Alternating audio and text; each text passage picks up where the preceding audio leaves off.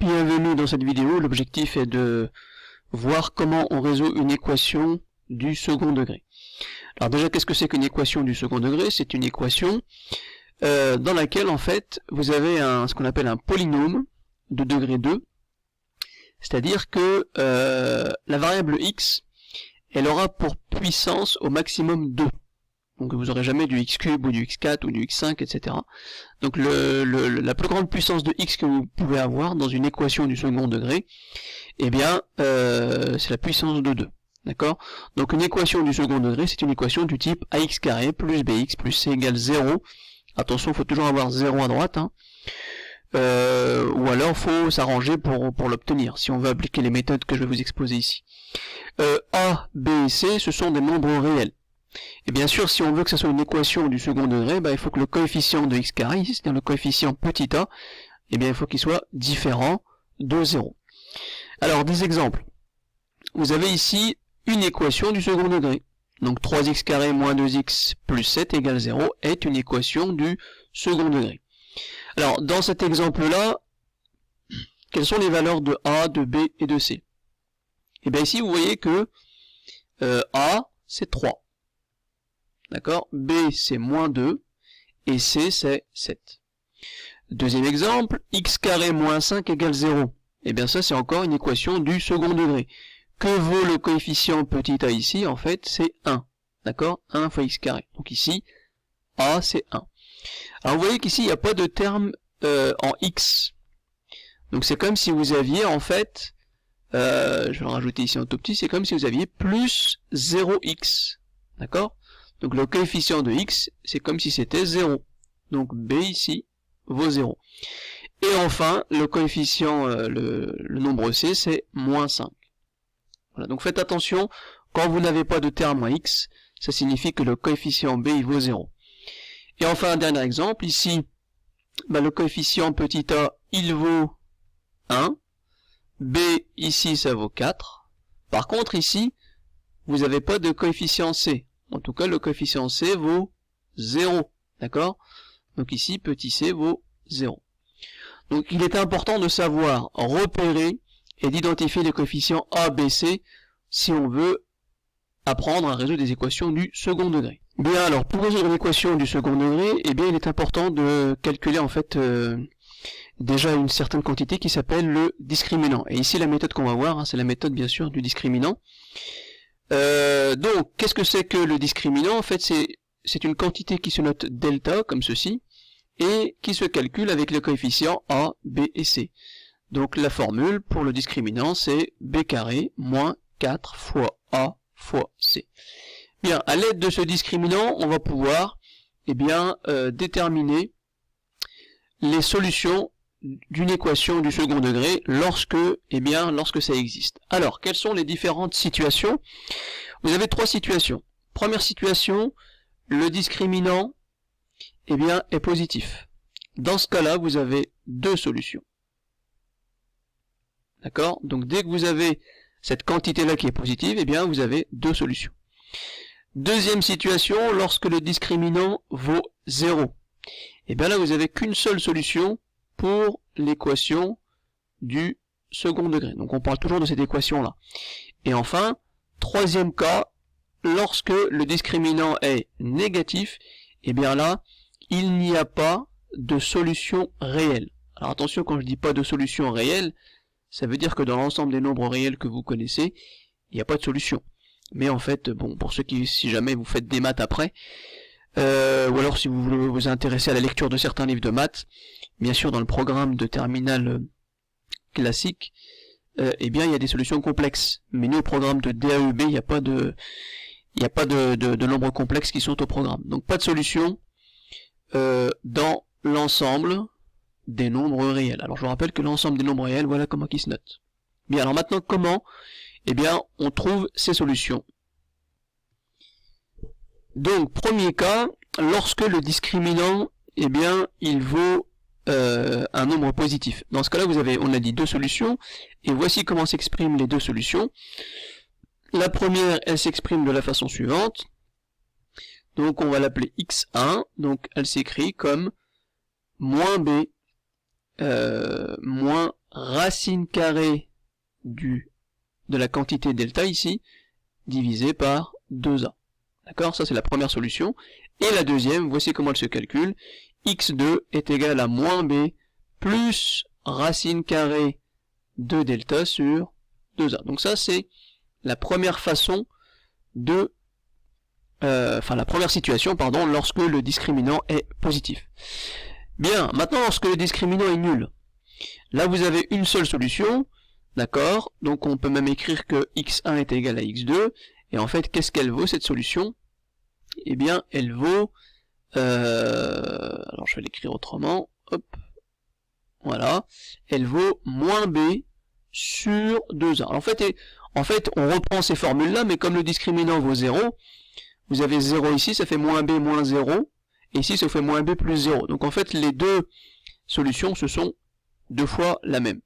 Et enfin, si le discriminant est négatif, et bien dans ce cas-là, il n'y a pas de solution, et on écrit que l'ensemble des solutions est égal à l'ensemble vide. Allez, donc première équation du second degré qu'on va résoudre ensemble, vous avez ici 2x carré plus 6x moins 8 est égal à 0. Alors quels sont les coefficients a, b et c? Donc ici vous avez a qui vaut 2, vous avez b qui vaut 6, et vous avez c qui vaut moins 8. Bien, donc je vais calculer maintenant le discriminant pour pouvoir calculer les solutions, s'il y en a. Donc le discriminant, la formule c'est b carré moins 4 fois a fois c. Qu'est-ce que ça donne ici? Ça donne b carré, c'est-à-dire 6 au carré, d'accord, moins 4 fois a, qu'est-ce que c'est que a? A c'est 2, fois c, et c c'est moins 8. Voilà ce que ça donne. Donc ce discriminant, il vaut 6 au carré, ça fait 36, 4 fois 2, 8, moins 8 fois moins 8, ça fait 64, donc plus 64. Donc le discriminant vaut 100. 100 est un nombre positif. Conclusion, ça veut dire quoi? Ça veut dire que l'équation possède deux solutions. D'accord? Alors cette équation, on va lui donner un nom, hein. On va l'appeler équation numéro 1, donc E1, voilà, comme ceci, et on va dire que E1, donc pour éviter d'avoir à la réécrire, E1 possède deux solutions. Bien. Alors comment on calcule ces deux solutions? Donc on y va, on applique les formules que vous avez ici. Donc x1 c'est moins b moins racine carrée de delta sur 2a. Donc x1 ça va donner moins b. Alors qu'est-ce que c'est que moins b? Ça donne moins 6. Moins racine carrée de delta. Delta c'est 100. D'accord? Voici delta. Donc moins racine carrée de 100 divisé par 2 fois a. Alors qu'est-ce que c'est que a? Donc 2 fois a, c'est-à-dire 2 fois 2. On calcule, ça fait donc moins 6 moins racine carrée de 100, ça fait 10, divisé par 4. Moins 6 moins 10, ça fait moins 16, d'accord? Et moins 16 divisé par 4, ça fait moins 4. Donc première solution de cette équation, c'est moins 4. Deuxième solution, x2 est égal à moins 6 plus racine carrée de 100 divisé par 4, parce que c'est toujours le 2a, ce qui fait moins 6 plus 10 divisé par 4, ce qui fait, donc 4 divisé par 4, ce qui fait 1. Donc ça veut dire que les solutions de cette équation, eh bien il y en a deux, eh bien on va les écrire, alors on va remonter un petit peu on va remonter un tout petit peu le tableau, voilà, et donc on écrit que l'ensemble des solutions de cette équation s'écrit S est égal à, on met des accolades, moins 4, point virgule 1. Donc voilà l'ensemble des solutions de la première équation. Bien, alors on y va pour la deuxième équation, x carré moins 6x plus 9. Donc même chose, on va identifier qu'est-ce que c'est que A, qu'est-ce que c'est que B, qu'est-ce que c'est que C. Donc c'est parti. Alors, A, ça vaut 1, B, ça vaut moins 6, et C, ça vaut 9. Alors je crois que la taille du crayon, elle est un peu... on va prendre plus petit que ça. Voilà, donc ça c'est la première étape. On calcule enfin on détermine les coefficients. Maintenant on calcule le discriminant, donc delta est égal à b carré moins 4 fois a fois c. Qu'est-ce que c'est que b carré? B carré, ça fait moins 6 le tout au carré. Moins 4 fois a c'est 1, fois c c'est 9. Ce qui fait 36, moins 4 fois 1 fois 9, ça fait encore 36, ce qui fait 0. Donc le discriminant, eh bien, vous voyez, il vaut 0. D'accord? Et donc s'il vaut 0, ça veut dire que, regardez, d'après ce que je vous ai expliqué tout à l'heure, il n'y a qu'une seule solution. Et comment on fait pour calculer cette solution? Donc on écrit donc l'équation, on va l'appeler équation numéro 2. L'équation numéro 2 possède une seule solution. Donc E2 admet une seule, alors soit on dit admet, soit possède, admet une seule solution. Alors maintenant, comment on calcule cette solution? La solution, elle vaut x est égal à moins b sur 2a. Alors, je vais pas écrire la formule, elle est au-dessus. Moins b, qu'est-ce que c'est? Moins 6. D'accord? Moins 6 sur 2 fois a. a, c'est 1. Alors, moins 6, ça fait plus 6. Ça fait donc 6 sur 2, ce qui fait 3. Ça veut dire que l'ensemble solution, S, il est réduit au nombre 3. Donc, une seule solution pour cette équation. Et là, tout à l'heure, on en avait deux. Bien, on attaque la troisième et dernière. Alors, troisième équation, 3x carré plus 4x plus 5 égale 0. Ici, que valent les coefficients a, b et c?